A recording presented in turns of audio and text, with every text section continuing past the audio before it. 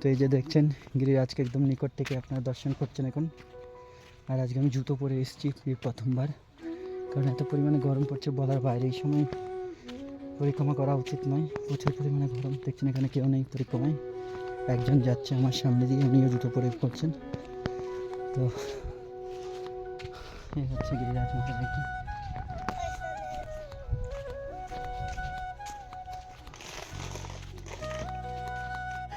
হরে কৃষ্ণ, প্রণাম সবাইকে। সবাই কেমন আছেন?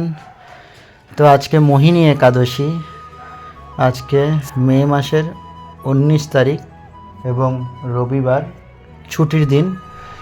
তো আমি এই মুহূর্তে গিরিরাজ পরিক্রমা করার জন্য এসেছি। তো এটি হচ্ছে কুসুম সরোবর, গোবর্ধনে অবস্থিত কুসুম সরোবর। খুব সুন্দর মনোরম জায়গা। এটি হচ্ছে রাধারানীর ফুলের বাগান, রাধারানীর প্রিয় বাগান। রাধারানী এখানে প্রতিদিন ফুল তুলতে আসতেন। তার পাশে আপনার নারদ কুণ্ড আছে একটু পরেই। এই যে দেখছেন, এই যে গেটটা দেখছেন আপনি হাতের বাঁ দিকে, এটি হচ্ছে নারদ কুণ্ড। আর নারদ কুণ্ড আমরা ঢুকছি না, আমরা পরিক্রমা করছি, এদিকে পরিক্রমা আমার চলে যাচ্ছে। তো আপনারা দেখছেন ব্রজমণ্ডলে প্রচুর পরিমাণে গরম পড়ছে। বলুন সেটা আপনার বৃন্দাবন হোক, গোবর্ধন হোক, মথুরা, যেখানেই হোক না কেন, প্রচুর পরিমাণে গরম পড়ছে। এত পরিমাণে গরম, এত পরিমাণে গরম আপনারা মানে ভাবতেও পারবেন না। তো আমি পায়ে হেঁটে পরিক্রমা শুরু করেছি। আমি এখন পরিক্রমা করছি, দেখছেন খুব কম সংখ্যক লোক পরিক্রমা করছে। তাছাড়া আমি আজকে জুতো পরে পরিক্রমা করছি। আজকে আমি জুতো খুলে পরিক্রমা করছি না, ওনারা খুব টায়ার্ড হয়ে যাচ্ছে। এই যে দেখছেন কুকুরগুলো দেখছেন তো, গরমের কারণে ওরা অতৃপ্ত হয়ে গেছে। তারপরে ধীরে ধীরে আমরা মানসী গঙ্গায় চলে এসেছি। ভগবান শ্রীকৃষ্ণের মন থেকে প্রকটিত গঙ্গা, এই জন্য এটির নাম হচ্ছে মানসী গঙ্গা। তো এই মানসী গঙ্গার মধ্যে অনেক কিছু দর্শনীয় আছে। এই যে মন্দিরটি দেখছেন, এই মন্দিরটি হচ্ছে সর্বপ্রথম যখন ভগবান শ্রীকৃষ্ণ ব্রজবাসীদের থেকে ভোগ গ্রহণ করেছিলেন, এটি হচ্ছে সেই স্থান, এই মন্দিরটি। আর এই যে হাতের ডান দিকে যে মন্দিরটি দেখছেন, তারপরে বাঁ দিকে আপনি আপনার কী বলে, ওখানে দেখছেন অনেকে স্নান করছে। যারা ওখানে সাঁতার কেটে স্নান করছে না, তাদের জন্য ওখানে ব্যবস্থা করা হয়েছে।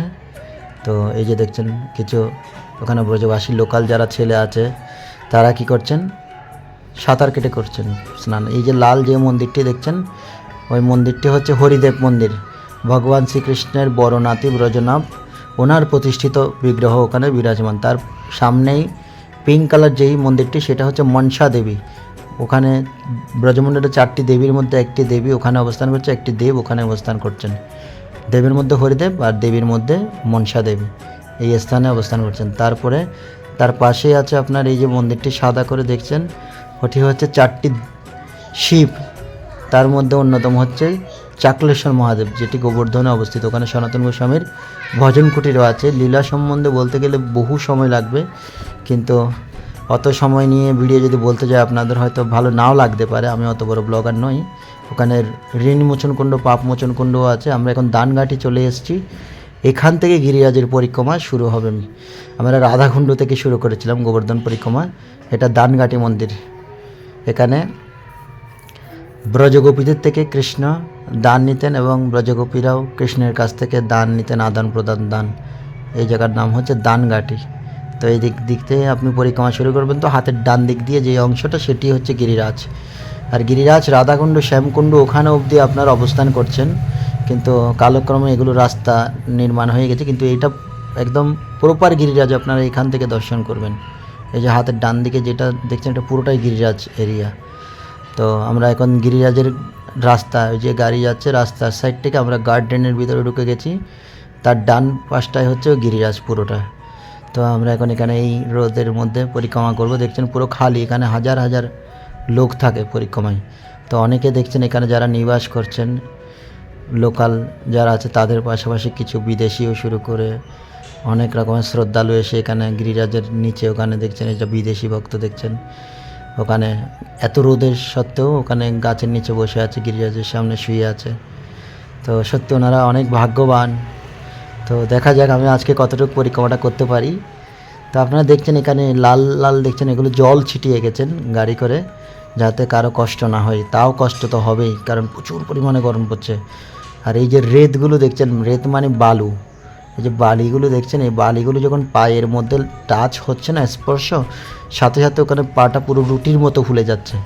আমার সাথে হয়েছে এরকম। তো ওই জন্য আমি আজকে কী করছি, জুতো পরে করছি, কিন্তু আমি জানি না কতটুকু আমি করতে পারবো।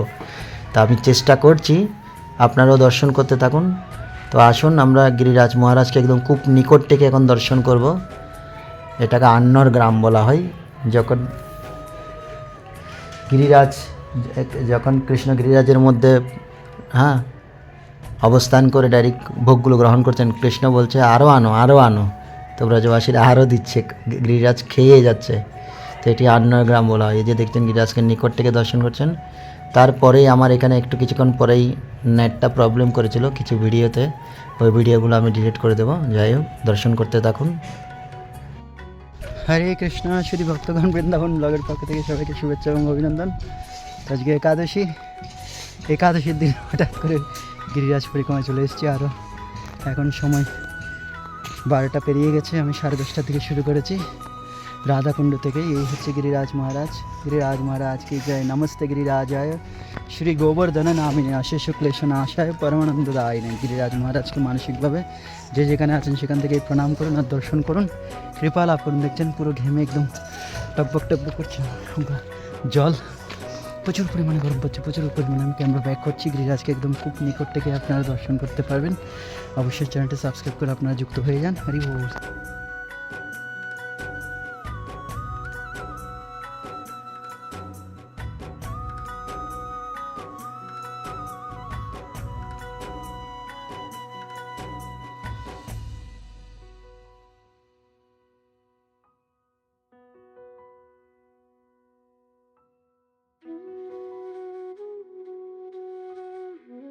হরে কৃষ্ণ, প্রণাম সবাইকে। তো প্রচুর পরিমাণে গরম পড়ছে এখানে, প্রচুর পরিমাণে, আপনার কল্পনার বাইরে। এত পরিমাণে গরম পড়ছে যে ভীষণ গরম পড়ছে। আমি আমার জীবনে প্রথমবার গিরিরাজ পরিক্রমায় আমি মাঝ রাস্তার মধ্যে কী করছি, নিজের ইচ্ছেই নিজের সমস্যায় জর্জরিত হয়ে আমি ফিরে যাচ্ছি। আমি গোবিন্দকুণ্ডে আসার পর আমি এখানে দেখছেন এই যে গাড়ি ভাড়া করেছি, এখান থেকে রাধাকুণ্ড অবধি চলে যাব গাড়ি করে, তারপর আমি বৃন্দাবনে ফিরে যাব।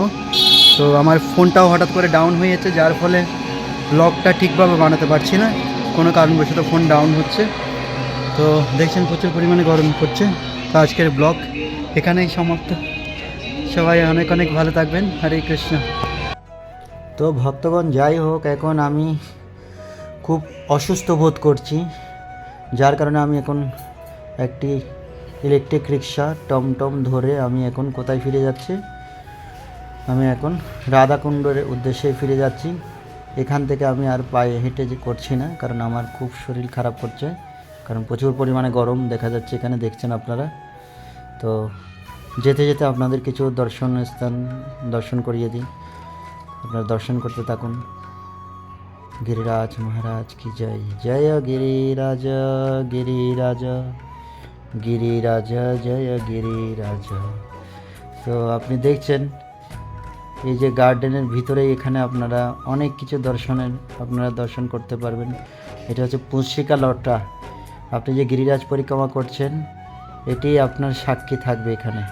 তো এই যে দেখছেন ব্লগ একটু ডিস্টার্ব করছে, গরমের কারণে ফোন ডাউন হচ্ছে অনেক, তার জন্য ব্লগ ঠিকমতো বানাতে পারিনি। এখন আমরা জ্যোতিপুরায় চলে এসেছি। এখানেই ভগবান শ্রীকৃষ্ণ 7 দিন 7 রাত গিরি গোবর্ধন ধারণ করেছিলেন এবং ব্রজবাসীদের ইন্দ্রের ক্রোধ থেকে সুরক্ষা প্রদান করেছিলেন। তো এখানেই ভগবান নিজের ভগবত্তত্ত্বা ব্রজবাসীদের মধ্যে কী করেছিলেন, প্রকাশ করেছিলেন।